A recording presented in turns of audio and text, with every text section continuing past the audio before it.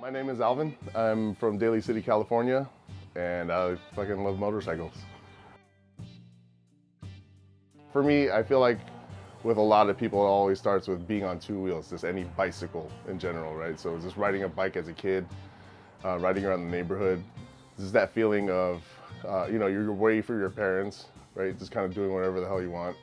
I feel like everyone chases that feeling no matter where they're at in life. I got into motorcycles maybe about 4 years ago, at the age of like 34, so fairly recently.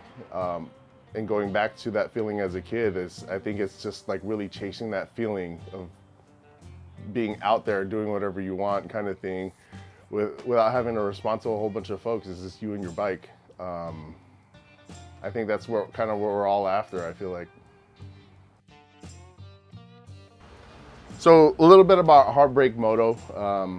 My buddy Chris started it. He met me while I was on my bobber, and he just kind of like poked his head out the window, and he was just like, "Hey, you gonna hardtail that thing?"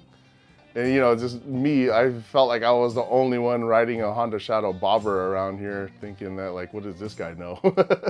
Anyway, he hits me up, we connect later on, and we go from there. He starts a brand called HeartBreak Moto, and he builds a following, and he says he wants to do more, right? Like in terms of building the community, building the brand, just putting something out there basically. And I was with it, I mean, it was a good name and a good idea, and I've been meeting a whole lot of folks in the motorcycle community already that I wanted to introduce something, and I've always wanted to start a brand of my own too, right? Just to kind of have something that folks can have an affinity with, that it's not even just about like the stuff I'm creating, but they just like the aesthetic, they like the vibe that they're getting from it. It's not intrusive, and it's not exclusive to anybody saying that like, I gotta jump you in if you want to be a part of something kind of thing. Some of the things that we kind of include within that is putting together some motorcycles that we can put back out there, right? So we did one kind of fun experiment with a Honda Shadow before. We included the fan base community into some of what we were putting together for a bobber, and we gave them options like which tank should we put on here, which handlebars should we put on here, and they kind of just voted on social media, and those are the parts that we put on the bike. And we raffled it off and sent it to a new home, and that was a pretty cool feeling, just kind of putting another bike back in the road out there that was just customized by us. I did put this last bike together. There's another Honda Shadow 600.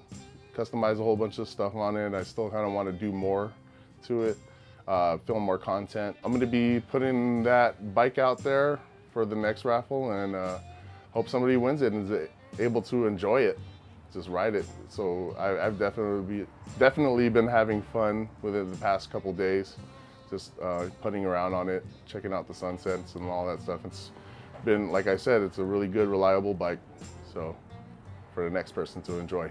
So stay tuned. Could be yours. I see you. I think you want it.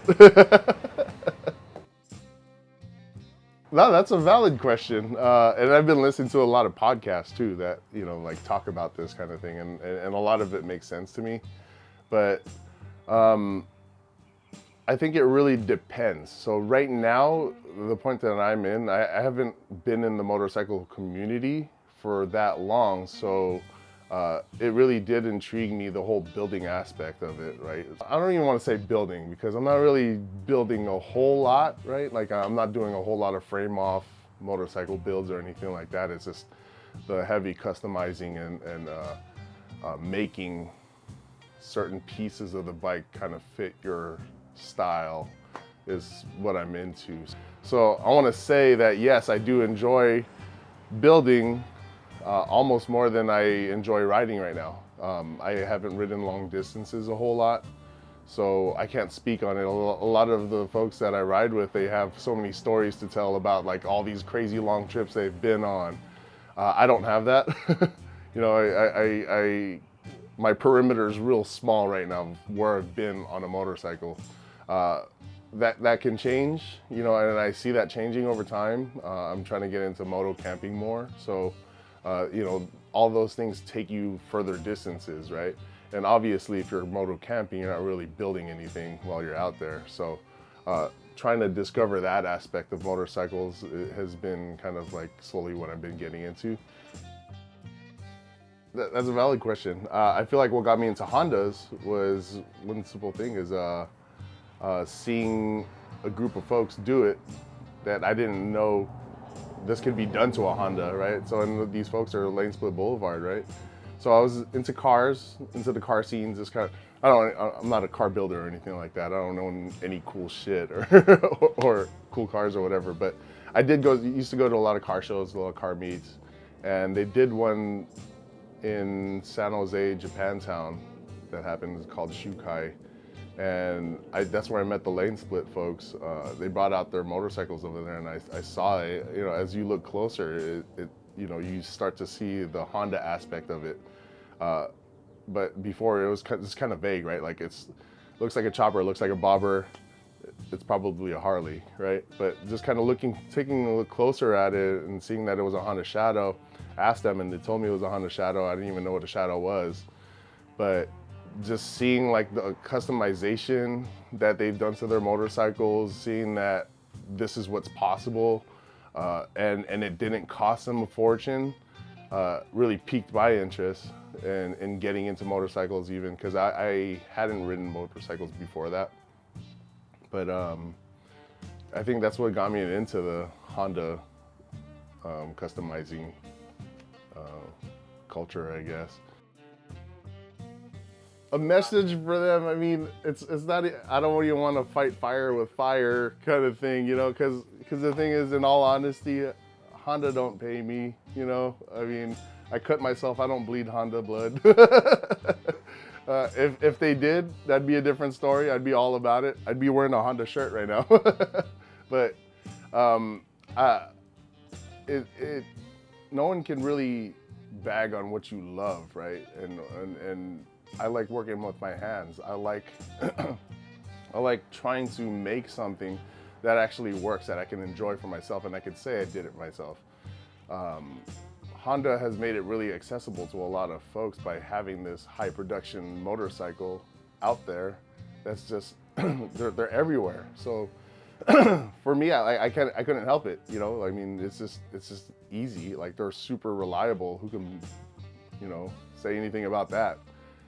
And which is why I say I will always have my Honda Shadow Bobber, because I feel like by keeping it, it means I'll always have a motorcycle to ride. My my twin cam Harley Fat Boy right now is, you know, out of commission right now for a bad chain tensioner. Something so simple, keeping you off the road, which I just feel like, you know, hasn't happened to my Honda yet. Like, I mean, knock on wood, but you know, I just feel like they've been an uber reliable bike for me to just enjoy all the freaking time, and that's my message to them. It's just like, I enjoy working on them, and if I have my measure of success is like a lot more achievable with a Honda, then I'll stick with it.